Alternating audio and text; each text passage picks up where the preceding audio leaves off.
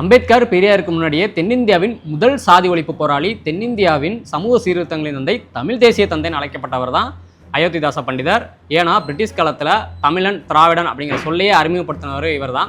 1845 மே 20 சென்னை 1000 விளக்கில் இவர் பிறக்கிறாரு. இவரோட ஒரிஜினல் பேர் காத்தவராயன். ஆனால் தன்னோட ஆசிரியர் மீது கொண்ட பற்றின் காரணமாக அயோத்திதாசர் அப்படின்னு சொல்லி தன்னோட பேரை மாற்றிக்கிறாரு.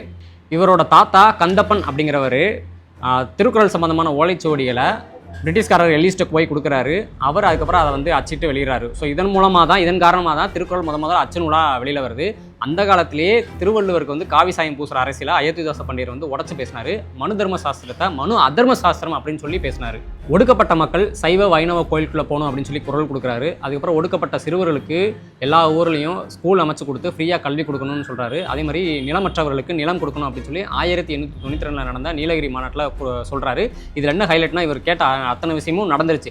இது எல்லாத்தையும் 1907 ஒரு பைசா தமிழன் அப்படிங்கிற இதில் இவர் குறிப்பிட்டு எழுதுறாரு. அதுக்கப்புறம் அதை தமிழன் சொல்லி பேரை மாத்துறாரு. பௌத்த கொள்கையால் ஈர்க்கப்பட்ட இவர் சாதி ஒழிப்புக்கும் சமூக விடுதலைக்கும் பௌத்தமே சிறந்த தீர்வு, ஒரே தீர்வு அப்படின்னு சொல்லி சொன்னார். இவர் போட்ட அடித்தளம் தான் அம்பேத்கரும் பௌத்தத்தை ஃபாலோ பண்ணுறதுக்கு ஒரு காரணமாக அமைஞ்சது. பெரியாருக்கும் முன்னோடியாக அயோத்திதாசர் தான் இருந்தார். இந்தியாவோட உண்மையான விடுதலையே சாதியை ஒழிக்கிறதா இருக்குது அப்படின்னு சொன்னார். அப்புறம் நம்மளோட தாத்தா ரெட்டமலை சீனிவாசன் அவர்களோட சகோதரியை கல்யாணம் பண்ணிக்கிறாரு. அப்புறம் ரெட்டமலை சீனிவாசன் அவர்களோட இணைஞ்சு பறையர் மகாசன சபையை ஆரம்பிக்கிறாரு. அதுக்கப்புறம் திராவிட மகாசன சபையை ஆரம்பிக்கிறாரு. புலியும் பசுவும் ஒரே குளத்தில் இறங்கி தண்ணி குடித்த தர்ம தேசம் தான் இப்போ மனிதரும் ஒரே குளத்தில் இறங்கி தண்ணி குடிக்க முடியாத அதர்ம தேசமாக மாறி இருக்கு அப்படின்னு சொல்லி தன்னோட வாழ்நாள் கடைசி வரைக்கும் சாதி ஒழிப்புக்கு எதிராக, சாதிய தீண்டாமை கொடுமைகளுக்கு எதிராக குரல் கொடுத்தவர்.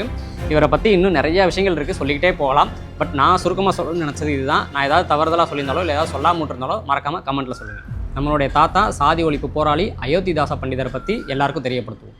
நாங்காலி